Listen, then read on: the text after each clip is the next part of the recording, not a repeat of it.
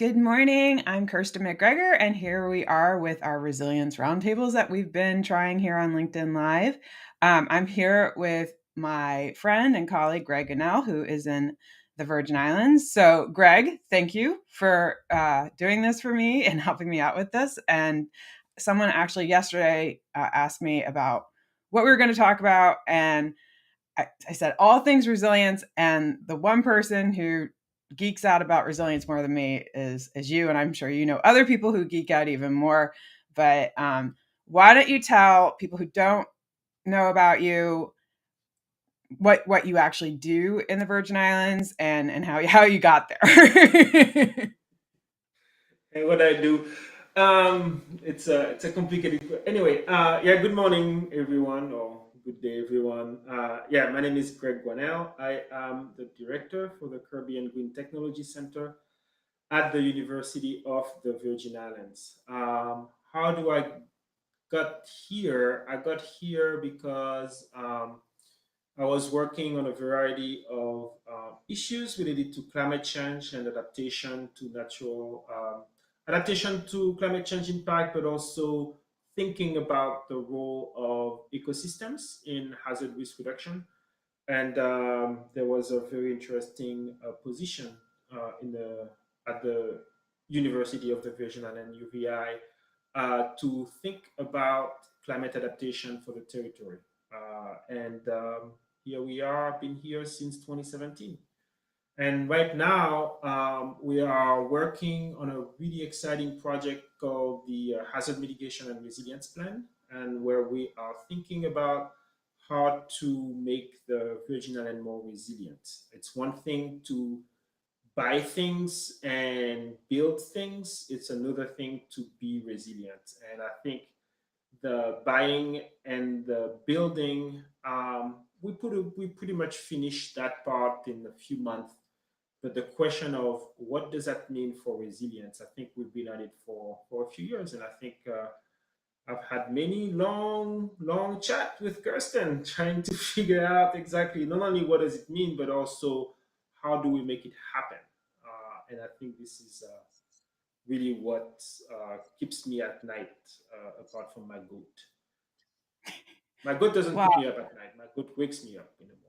So. your goat helps with gardening and No, right. no, the goat is very picky. The goat does not eat any type of grass. He wants a variety. So Well, I we can told you I have have discussion about goat another time. Oh, well, yeah, but I do have a colleague here in Delaware, and he has goats in southern Delaware, and of course, this whole goat conversation. I'm like, how do I have so many people who have goats for pets? But you also have a dog, right? I also have a dog and two cats. Yes, and Oh, I didn't know about the cats. oh yeah, yeah. I have two cats. They don't really add anything to my resilient thinking, but the goat does, and so does the dog. Just in terms of how they behave, the damage that they do or don't do to the natural resources, and what does that mean for a whole host of house maintenance. Because a lot of anyway. So yes, my animals do help me think about this question of resilience. Yeah, even Not the what kind of food they want to eat, right? Yeah, what kind of food they want to eat. But goats, I don't know, I'm doing something wrong, but they do a lot of damage. And I think they are eroding some of the soil, which, gives me pause in terms of, retaining soil and avoiding, more flooding or faster rush of water in some of my gardening area.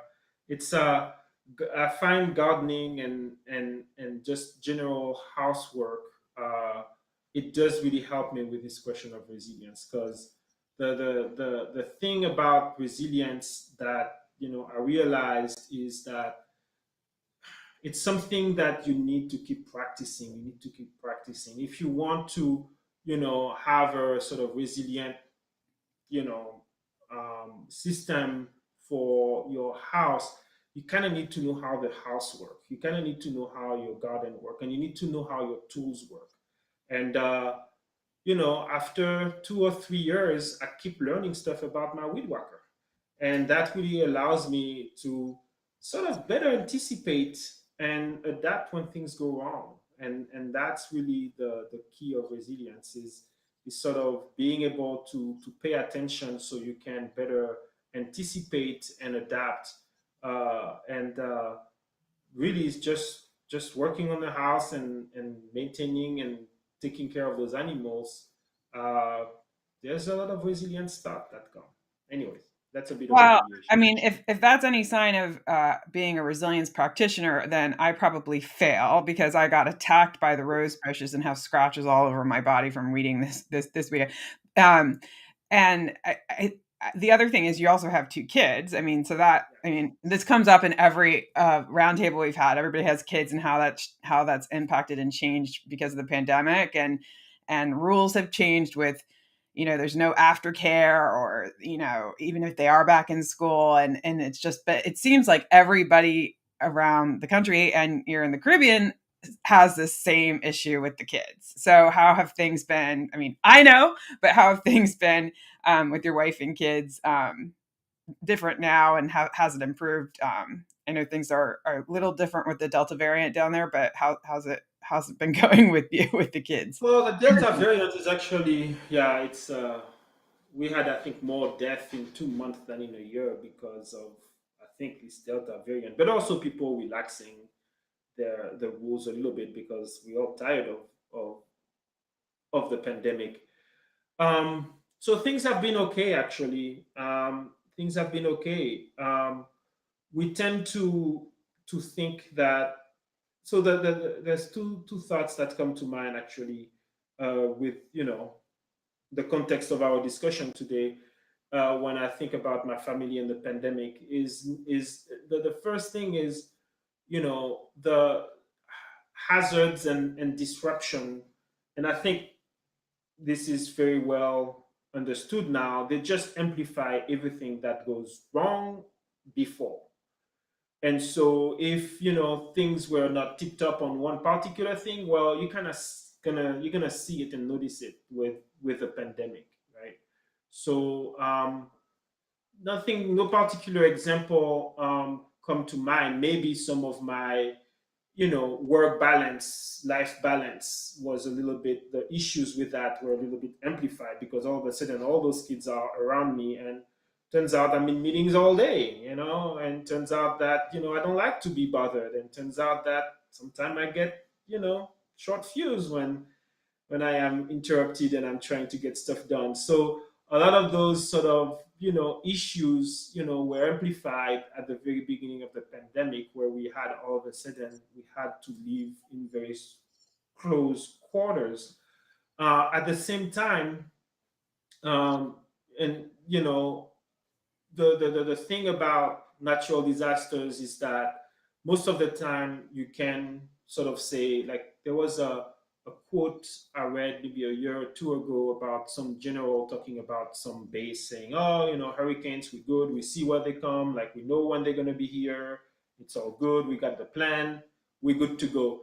And I think this attitude of thinking that this type of hurricane or drought or flooding, we good, we know when it's coming, we have good radar so we can prepare. And I think this is sort of going a little bit out of the window. And I think the recent event that you suffered in the Northeast with Ida, but we suffered with Irma, Maria, and another event, have shown that this concept of surprise, this concept of things that just happen when you're not expecting it, or the intensity is, oh wow, this, I was not expecting that.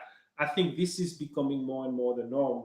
And I think that's really where this ability to adapt really comes in. So that's really where this ability to be resilient, or to put in place those resilient sort of practices, comes in place. And I would say that, luckily for my family, we have a good relationship, we have a good sort of routine, and the kids, are my kids are, everybody's kids are good, but my kids are good, right? And so I would say, luckily, the transition, there were some moments, but overall, the transition, we were able to adapt and sort of, put in place, measures that maybe I didn't know that I would have to buy computers for my kids so early. Mm. But it went okay because we have a relationship. I have a relationship with my kids where they listen to me. They have a relationship with each other where they were able to start being best buddies, and not learn who's this person living with me. So I would say that on that front, we were very lucky, and now things have some form of, it's still exhausting, but it's not too bad. And but I credit some of it, if I put an analytical brain on it. I credit some of it to the fact that we were in constant dialogue, we were in constant activities, we were knowing each other and working and living with each other before the pandemic. So being in this crisis surprise mode, uh, we had to deploy new skills. We had to tap into parts of us, but it was not as bad, I would say. Now, you brought up a couple things. So, for a lot of people who aren't familiar, in my network at least, about Irma Maria, sometimes they'll hear like you were in the Caribbean working. Where did? So, you want to explain a little bit about Irma Maria and how it was, different for the VI as opposed to, Puerto Rico, because that was more Maria, I think, right? So, I think, were you there when they both hit? Yeah, yeah. So that was a so that was interesting. So I mentioned a few minutes ago how some folks say, "Oh, we know the hurricane comes in. We know what to do. It's going to be fine." Um, and so when Irma was happening, or when we knew that Irma was sort of going on a bit of a rampage in the lower Antilles, because I think they hit San Martin, they hit Saint Kitts, so they hit some of the islands. So we knew it was coming, but there was a sense of, oh, we know hurricanes. We've had hurricanes. It's fine, because the VI did have a few Cat 1 or Cat 2 hurricanes in the past. The thing, though, with Irma is that this hurricane intensified very, very quickly, and so the it was the surprise, I think, of seeing something that is, yeah, it's just a normal little rain and wind, to, oh wow, this is a massive one. I don't think at the time people kind of it kind of resonated with people that this could happen, and so there was not too much alarm. The At UVI, they said, day before Irma, they said, hey, please come to work. You can take the afternoon off, but nothing to. It's just a storm coming, right? Um, I and my family, we looked at the house we were in, and I was just saying, something is off. I'm not gonna stay in this house. We were renting at the time, and we moved to a friend's house because I just didn't feel like the house would resist, because I was paying attention to some of the devastation that happened in other places. Yes, I have a bit of a training, because that's a little bit of my field. I'm a coastal engineer, but still, uh, we decided to evacuate the place we were renting at the time, and it turns out that it was very devastating. I would say that the entire infrastructure system went down. Like, there's not one piece of infrastructure system that you can name that was not negatively impacted. Wastewater, water, electricity, garbage collection, you name it, building environment, telecommunication. You just go through the list of critical infrastructure, it was hit. And I think that was a shock for a lot of people, because there's this sense of, we build, to resist things, and that things are going to do their job. But a lot of what, was seen in Ida when it made its way through Louisiana was also seen here, in terms of hospital losing their roof in the middle of a storm, and stuff like that. The thing that was, and that was very shocking to me, even though I knew that it would be a big storm, and it was a big storm. it was very shocking to see how much devastation. And I think the devastation is a combination of the intensity of the storm. It was a Category 5 hurricane, so really extreme winds. Uh, but I think also long-term neglect and not paying attention to what you have. And so you build something, it looks real good, but if you don't maintain it, if you don't go and inspect it, or if you don't just like upgrade it as necessary, its performance is going to go down. And I don't think that we pay attention to these type of things. We always want, oh, let's buy this, let's buy that. But there is it's kind of like a dog. Oh, let's get a puppy. Well, you gotta walk it, you gotta feed it, you gotta do the vet, you gotta do all those things. It's There's a long-term cost associated with getting a puppy or goat, as I'm finding. That's Yeah, that you don't kind of think about at the beginning when you say, I gotta go to mow my grass. Well, it turns out this goat really has other needs and comes with other burdens that I didn't fully factor in. And it's the same thing when it comes to the infrastructure. And I think that's also why the infrastructure systems went down. Um, um, But mainly on St. Thomas for Mainly on St. Thomas and St. right. John, and St. John was completely cut off. And there was then a rush to help on the St. Croix side, where they sent a lot of their resources to St. Thomas to help. So, for those who don't know, the VI is made of three islands. There's St. John and St. Thomas. They're pretty close to each other. It's a 20-minute ferry ride from St. Thomas to St. John and vice versa. So, very close island. But St. Croix is 20 minutes flight from St. Thomas. So, it's way further south. It's a 2 to 3 hour, high speed ferry ride. So, you know, very different geography, very different context. So there was a lot of high speed boats going between St. Croix and St. Thomas, but also between St. Thomas and Puerto Rico, because we are dependent on Puerto Rico for our supply chain. So if you want to get something here in the VI, it has to go. Usually, it goes somewhere in the states to Miami, to Puerto Rico, to St. Thomas. So there was a lot of high speed boats going to Puerto Rico to get stuff. The thing that was, again, the surprise piece is the fact that 2 weeks later, we got another Category 5 hurricane, which was Maria. So Irma went north of us, so north of St. Thomas, through the British Virgin Island, north of St. Thomas, and then I think it made its way to Florida at some point. Maria was south, and so it hit St. Croix from the south side, and that was also another Category 5. And then it made its way to Puerto Rico from the southwest side, from my understanding. But And St. Croix so, had gone to try and come to the aid of St. Thomas, so their resources, my understanding, was a lot of their resources that they would have used had been sent to St. Thomas, right. and so then that lack of preparation, even though they were perhaps maybe not as prepared as they are now, but they did have resources available. But they who would have thought 2 weeks later another Cat 5? And that's the surprise piece, right? That's the surprise piece. And really, and it's the sad thing that is very sad, is that Dominica, the island of Dominica, Mhm. there's a lot of Dominicans living, or Dominican expat, or Dominican descent, living in the Virgin Island.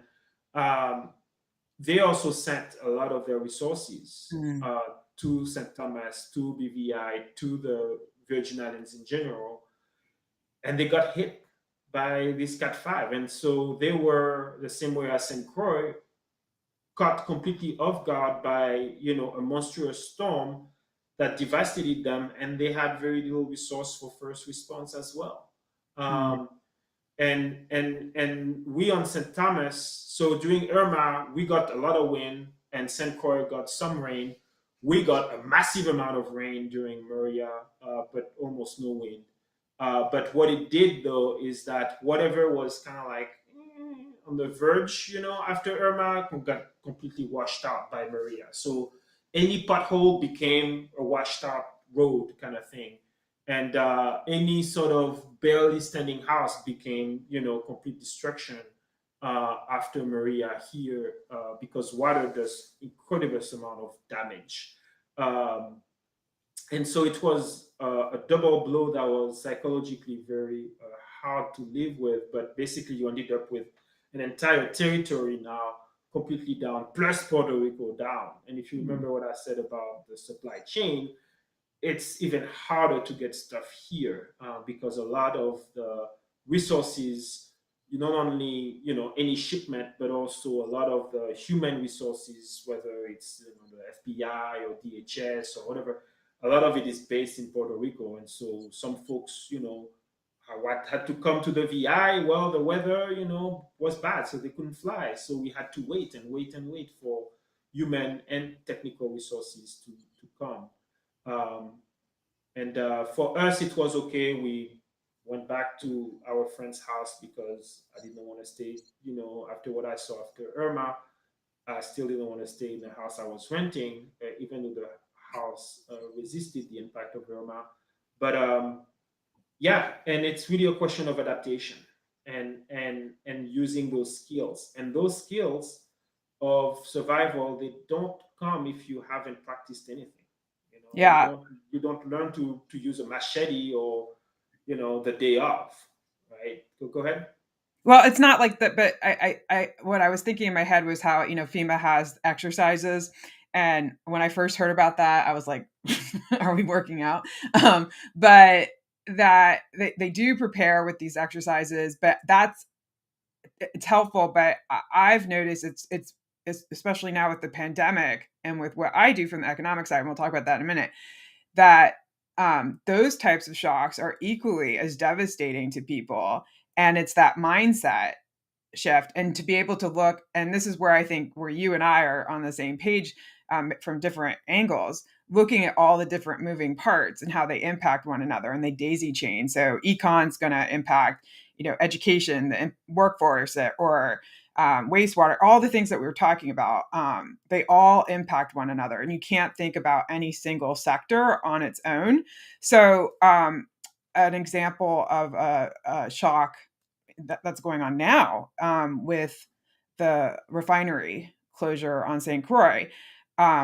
Historically, if you look at the GDP and economic indicators for the VI, when it closed, what was it, 12 years to, or yeah, 2012, around there, the GDP, and actually people left because there wasn't work when it closed down. So that actually had a bigger economic impact for that shock, but for it was like chronic for years after. So now it's closing again and people are getting let go. I don't think it will be the same impact because they did employ a lot of stateside contractors. But that to me is a shock. And what I loved about the work when we first met was that you guys were including economic shocks to think about, to prepare, and how they impact. So from your side, how do you look at the economic resilience piece? Because not a lot of people do with Yeah, hazardous. no, no, no, no. So two things before I answer your question. Let me say something different. uh, Going back to your point about how different infrastructure systems depend on each other, I think that's a point that needs to be emphasized. Uh, um, but not, and the way that it's being looked at is how, oh yeah, you need electricity to do this and that, so that's okay, we're just going to have a generator, right? And so we're okay because, and that's okay, that's good. You analyze, you saw the interdependence, and you say, okay, this is the robustness that I will do, is that if the grid goes down, I have a generator because my whatever is dependent on power, right? The thing that, and I think the pandemic shows it really well. The thing that is often neglected in this type of dialogue of interdependence of critical system is the human side. And I think that's where a little bit some of the economy comes in and some of the social side of thing comes in because, well, in terms of disaster, in terms of shock, you need to use some of those skills, some of those reflexes that, you might not use on a regular basis, but that's when they come, and that's where you need to have and be sharp. And that's where you realize that, wait a minute, I do need an education system that works, because I do need to have a qualified workforce, because all of a sudden I need these new skills, and maybe it was low grade before, but now I need more of it. And can those who do this over there that we don't need of, can they then switch their skills and do that? And you can only do this if you have, not only a vast pool of people, but in places like the VI, if your population is well educated and be able to shift and learn new skills, to some extent, right? Real quickly, you also need a lot of housing, right? You need to have a strong housing system, because where are you going to house all those people who lost their house, plus those who come to help? There was a big problem. That's a bottleneck, right? Yeah. If you cannot, provide Kirsten with a place to stay, she cannot come, right? Same thing for healthcare, right? And we start to see all of those now with the pandemic, and the implication of, what does economic recovery look like. But those essential services are extremely important, because they really create that foundation that you're going to tap into when you have a crisis. And so, to your question, about the economy, there's two answers. So the traditional answer, which I think is good, is to have diversification of your economy. And I think the VI, unfortunately, has one or two areas where they're strong, and then that's it. So any shock, if those assets are impacted, your house will fall down, right? Your economic base will not be able to withstand the impact. Um, but ability to shift real quickly. Okay, the hotels are down, we're going to switch to Airbnb, or we're going to do this and this and that. This ability to shift is also very important, based on the resources, and that requires constant paying attention to your indicators, but also to what's going on, and say, okay, can I shift? Can I shift? And that's paying attention, basically, instead of sort of thinking we're good, which I think is a little bit of what was going on to some extent. And I think it's the VI is not a lot alone in that. I think it's pretty Yeah. common to kind of say, okay, we things are going well, yeah, and you pay attention to employment or this or that, but you don't quite pay attention to the subtle shifts. You don't pay attention to the subtle changes. And not paying attention to that, not only you can all of a sudden realize that, oh, my workforce is gone, or oh, this big company that I didn't know was important is gone, and now everything falls, right? But you cannot also shift when a crisis comes and say, okay, we're going to rearrange this, we're going to rearrange that. So paying attention constantly, I think, is very important. The other thing, now, to answer your question of like, how do I look at the economy from our side of hazard mitigation? So thank you for being patient with me. I finally get to your question. Um, I learned this skill. I didn't know. But no, I think the way that we look at it is twofold. If you want to participate in any federal program, you need to have economic resources to pay the extra workers, pay the extra hours, hire the extra staff required to fill out the paperwork. Mm. But there's also often a match. Mhm. You often have to fork some money as a match, or the vast majority of those programs are reimbursable programs. People say, oh, we got a grant, we got a grant. Well, it's reimbursement based. You have to show the receipts, then they pay you back, meaning you have to have some form of reserve to Yep. bring that money and pay those people. And the reimbursement process can last a long time, especially when you have multiple crises. When you have the VI down, Puerto Rico down, I think Miami was hit, and a few months before Texas was hit, the system starts to get a little stretched. Yeah. So there is some delay in reimbursement. And how are you going to say, oh, Kirsten, I'm going to pay you in 2 months from now? We're gonna And pay you in 2 months. yeah, Right. exactly. Yeah. It's like, That works. well, exactly. Kirsten has her own life to pay, right? Especially if she herself has lost her house, and needs to buy stuff because I had to buy, a bunch of stuff to survive, right? That I didn't have before. So this ability to access credit, well, you access good credit if you have a good economy, right? So if you're in a good footing, you are in a good footing to address the crisis. If you are kind of so-so, well, you're gonna be kind of so-so. So that's one thing. And that reminds me, just a quick tangent, you also need to pay, again, going back to those drivers of risk, but also to those essential services. If you have communities that are disadvantaged, that are already, in a worse position socioeconomically, Yeah. well, they're going to be worse off. And turns out that the way our economy is organized, those people do provide a fair amount of, cheap labor, and we can discuss that maybe A whole in a other. different forum. Uh, but now you don't have access to that pool anymore because of they've been disproportionately impacted by and they have the whole host of issues. And so what we saw is a complete change in the workforce pool, and a lack of workforce, actually, because so many of those lower wages just couldn't be there, and there was such a high demand. So that's a discussion for another day. And I think the Bahamas had the same issue with Dorian, but discussion for another day. But going back to your question again, so if you are in a strong position now, you're going to be better off. Otherwise, you're going to be struggling just filling the paperwork. You can have the money. FEMA can say, we give you 3 million, 5 million, 10 million. Hmm. Can't access that money if you cannot fill out the paperwork properly and if you cannot manage it to be reimbursed and pay whoever in the meantime. So that's one thing. Um, and in order to have that, to have this strong economy, well, you need to have strong infrastructure. If you say, oh, I'm going to come here, I'm going to produce sugarcane rum. Well, sugarcane rum, you need to have water, you need to have power, you need to have workforce, you need to have telecommunication, more and more actually, because everything now is, the internets and the tubes, right?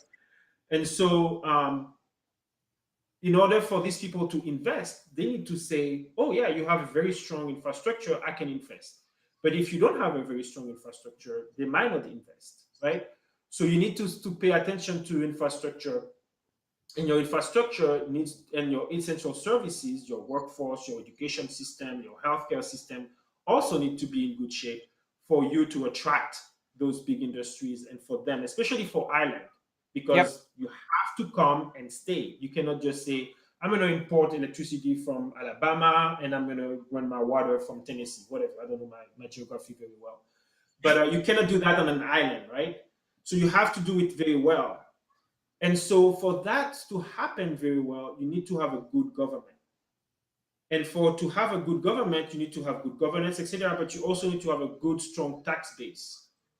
So you need to have a good economy to really feed that tax base, to invest in your infrastructure, to then be able to get your economy going, for that economy to then be able to feed back, and making sure that you have, a strong base, and what you need to have to run the place correctly. So all I'm trying to say is that from my point of view, in order for us to be able to withstand the impact of risk of natural disaster, we need to have a good economy. But for us to have a good economy, we also need to have the infrastructure to not only perform on a regular basis, but also to withstand the impact of natural disasters, for those economies, for those entities to be able to stay and thrive right after those shocks.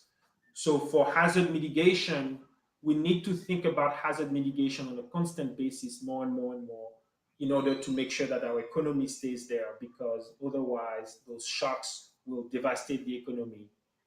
But we also need to pay attention to the economy on a constant basis to be able to put in place whatever measures to be able to withstand the impact of natural disasters. So it's very much related. One needs the other, and we They're tend to very, separate. yeah. Yeah, they're very independent, and we tend to separate. Like I said, oh, economy doing good.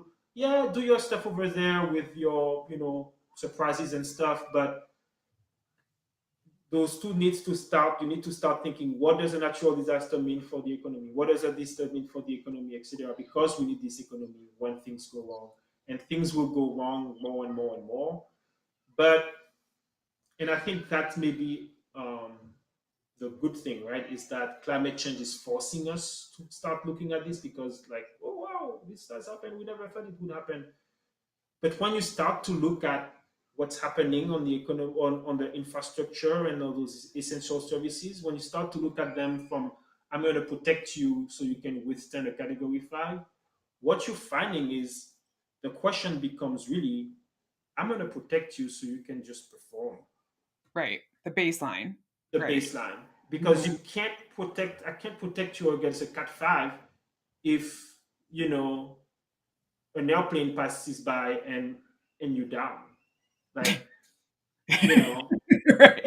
Well, but I think what you're bringing up, and we saw this in the Virgin Islands, and I know you hate this, me being the stateside person, but what I learned working there was because you were isolated and dependent. It wasn't like here in Delaware where people commute to Philadelphia or Baltimore or DC because we've got this huge metro area. I mean, you're in St. Thomas, and even going back and forth to St. John or St. Croix actually involves effort, right? It's not just get in the car and drive.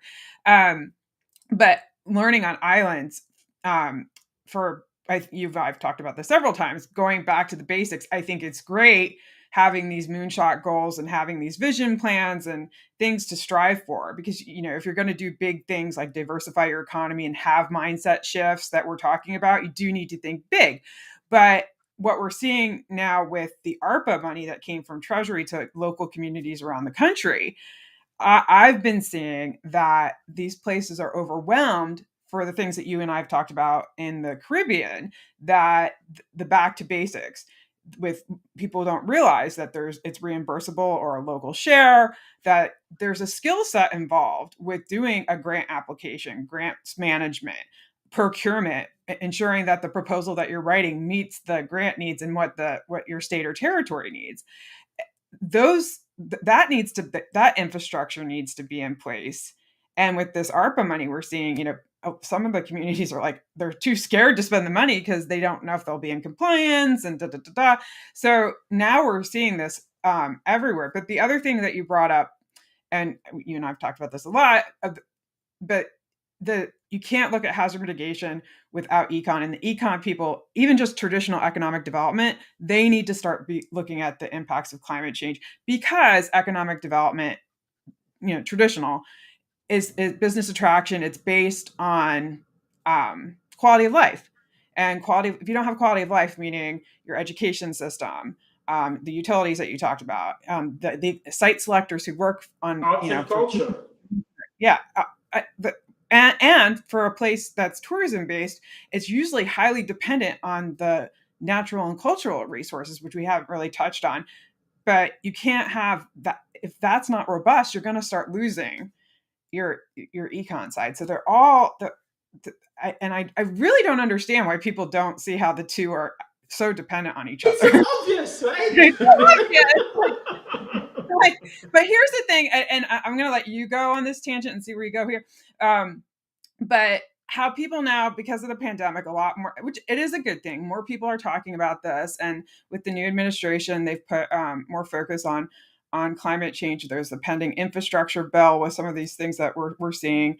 But for people who haven't been in this world for a long time, like you and I have, and have been living it, um, they tend to use these words interchangeably, right? So resilience, recovery, response, relief, mitigation, Sustainability. yeah, sustainability, that's a big one. Climate change, renewable energy, um, resiliency, versus resilience. I know that's a whole other one, but so just your take on how I think it's good that more people are paying attention to this, but is it like nails on a chalkboard for sometimes when you hear people just use a term or have a policy that really is not correlated to what the actual concept is? I know I kind of threw a lot at you, but No, no, no, no, no. So two things. I will start by your question, and then I will go back to a point that you made earlier. Yeah, no, I think that it's important to pay attention to the words we're using and to use them in a proper context, because otherwise we are muddling the waters. And maybe it's okay. Maybe it's okay in certain contexts to kind of say, you know what, it doesn't matter. We just need to get the money and get the project. All we want to do is construct this bridge. Let's throw whatever we want at it to get the funding. You got to play the game, right? It's like resilience. Sure, we build a bridge for resilience. But I think that from my perspective, looking at it as the planning side, it's important that, because you need to exactly know what you are building or doing something for. Otherwise, and there was a point that somebody from Dominica made, especially for small island. We are resource limited, we are capital limited, if we build something, we are space limited. If we build something, it's going to be there for a generation, and we don't really have a whole lot of room to fix it or build a new thing on top of it. Like, we just can't. And so if we do it wrong, well, then we have to live with the long-term repercussion of that error, and it can be a very costly thing to fix. So if you say that you're going to build a whole solar power plant and invest in renewable energy because of hurricanes, it's like, okay, what exactly does that mean, right? Are you sure that you're using the renewable energy concept for the disaster that you want to mitigate against? Like, are you sure that those words, because they are used, there's, disaster mitigation that are focused on invest in solar. It's like, that doesn't make sense to me. And Right. and I know that's a point where it starts being split hair, and I'm fine with it. But I do think that, yes, we need to pay attention to the words, and we need to be very intentional. And paying attention to the word help us being intentional. I am doing this because of that problem, and that's going to be the solution, or that's going to be the outcome. And it starts with being precise with the words that you're using. So that's Just my real my quick, answer. and I noticed this when I was doing, even before I came to the Virgin Islands with working on Harvey, that the concept of resilience, I mean, it was defined very differently. And I think when you and I first met, we realized how Department of Commerce defined resilience versus FEMA. And not any definition is wrong. In fact, it probably should be different for different sectors, but it is important for people who haven't been living in this space, that, to your point of being intentional, of understand, I think that in putting out project scopes of work, or when you're writing projects, or anybody who really needs to say what is their definition, don't just use it as a buzzword, because everybody's take on this is very different, and some it's wrong, but I'm not, but in a lot of cases it's just different, it's not right or wrong. Yeah, Yeah. yeah, no, and just real quick, arts and culture is something that I just want to Yeah. hark back to something you were saying earlier about, quality of life related to economy. One thing that we tend to forget is arts and culture, and the fact that, when you go somewhere to live somewhere, you need to have entertainment. You need to have that other side that is important, and we tend to forget that a lot in this discussion of economy, development, or even in hazard risk mitigation, the importance of the arts and culture, because we tend to focus so much on the built infrastructure and building, building, building, building, and buying things. So I just want to make that point. And then the other point that I wanted to make is the fact that,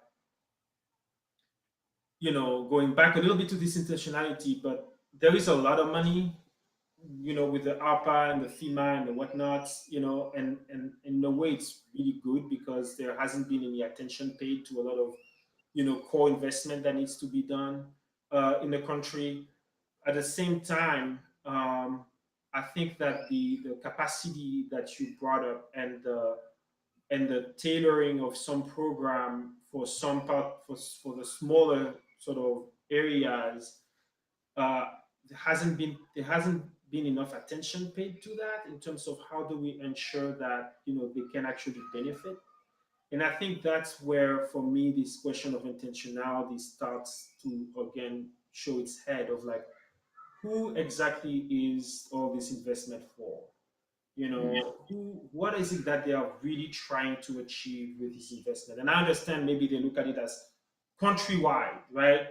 But what does that mean, right? Because ultimately, it's the places that have the resources that will be able to craft the right proposal, that will Yep. be able, because one can say, oh, you're being pedantic, but I think that through this pedantism or through this actually paying attention to detail, it comes then a sharper look at opportunities and tapping into those opportunities to get what you want to achieve because you have more clear focus of this is what we want to do for sustainability. This is what we want to do for energy resilience. This is what we want to do.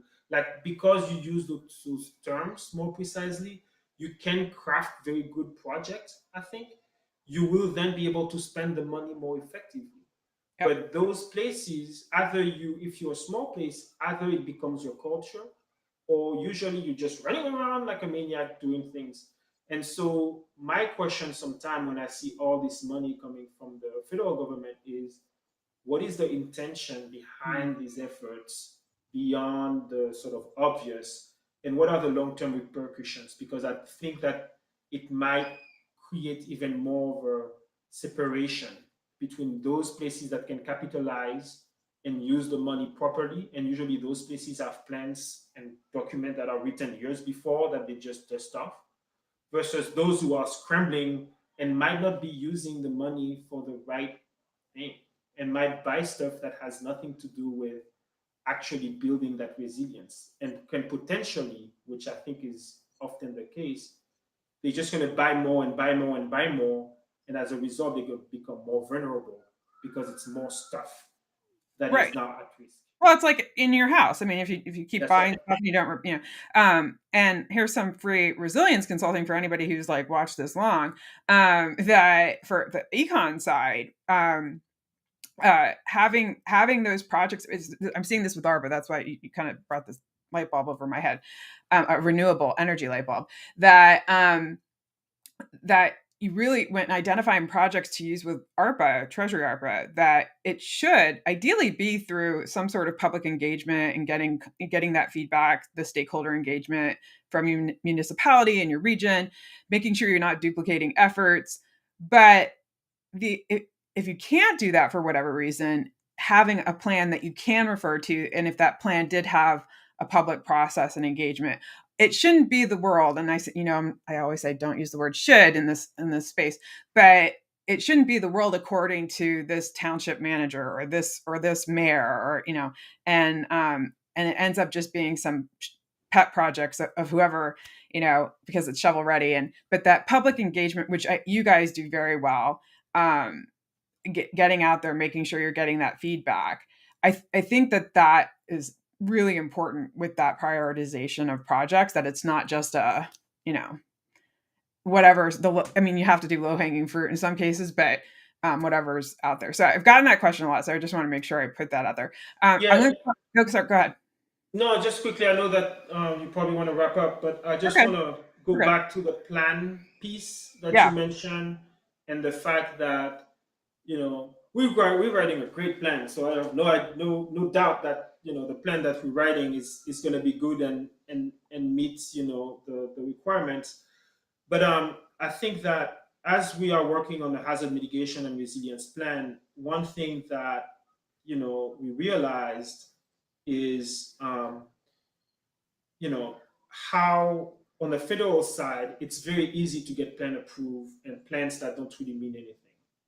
And I think that sort of okay, just write something, anything, as long as it fits. You did you do this? Did you do that? Did you do this? Yeah. Okay, I'm not going to pay too much attention to the details of because you said you did it. It's a disservice to the locals Yeah. government, and it's a disservice to the federal government because ultimately the local government, you haven't forced them to really sort of spend time thinking about what is that intention, what is that long-term plan that you really want to achieve and how you want to achieve it. And on the federal side, you just then throwing money at things that can be quite counterproductive and not achieve any objective. And so this point that you made or that I heard you made about, you need to be able to have a good plan to have good projects Yeah. and get somewhere, I think is something that needs to be also talked about, and sort of really saying both sides really should pay more attention to their planning process. The local government, the quality of it, and the federal government, the sort of, nope, do it again, it doesn't meet the mark. Often it's like, yeah, okay, let's move on. And I do think, to their credit, from working with interagencies on disaster recovery, that's where I've seen this more. But I think in just steady state too, that the federal agencies are seeing how the plans, sometimes, because you have a transportation plan, you have the hazard mitigation plan, you have housing plans. There's so many plans that people aren't aware of, and sometimes and it's usually totally different groups, that because it's different sectors, they're not familiar with each other, that they actually have projects that align with one another where they could actually leverage even more money, or they're duplicating efforts, which of course is a big deal with federal money. And finally, the third thing is, I've actually seen policies and recommendations conflict with one plan versus another plan because they just weren't talking to each other. And obviously you can't be aware of every single plan. So I think from the local grassroots side, it is having that situational awareness of plans and colleagues in other areas, um, and regions too, but also the federal government, which I do think they're starting to do more, is have policies, frameworks, and regulations in place that make it easier for places to have alignment of plans and alignment of policies. Because I think, is hazard mitigation every 5 years, or is it every four? Like each plan Every has time. five, and so I think the economic, it's every four. Could you have your stakeholder committees over? Anyway, there's lots of different things that the federal government can do to incentivize that, not just money. They could do that with making things a little bit more flexible. Um, for So we're getting 52 minutes here, so I just want to, first of all, thank you for doing this, and thank you for always having these talks with me, because I think you're one of the few people who thinks about the bigger impacts. And maybe we shouldn't be thinking this way, but because it does keep me up at night, that that people aren't necessarily embracing resilience the way that you and I and some other people that we know look at it. But I I I think we talk enough that my son, he ordered a French flag, and he said, "Tell your French, I'm gonna do a video, a YouTube video on the French flag." So I'm like, he's from Martinique, not France. But he's like, he sounds French, so why does he sound French? So I thought that was funny that we talk enough that he recognized your accent. But so thank you so much for this, and I think that this also gets some people talking, that this isn't crazy Kirsten who's like, it's not resiliency, it's resilience. Yeah, It's not just the me. doing. It's not the There are thing, other it's the people. doing. Yep. Sorry. No, it's the doing. Yeah, it's the It's doing. not the thing. So Yeah. resiliency tends to kind of give a sense of, we got it. No, no, I told you I'm going to design a bumper sticker and trademark. It's not what you have, it's what you do. exactly, I think exactly. that will sell like hotcakes. So, all right, thanks everybody for watching. I actually saw a bunch of people did watch live throughout, but a lot of people will watch afterwards. So thank you for this. This will be primarily on LinkedIn, but it will be saved on YouTube, and I think it went to Facebook too. So, all right, thanks everybody. And I don't have a guest lined up for next month yet, but I have a few that I've been talking to. So we'll see you next month. Thanks, Greg. Thank you. Bye, everyone. Is it over?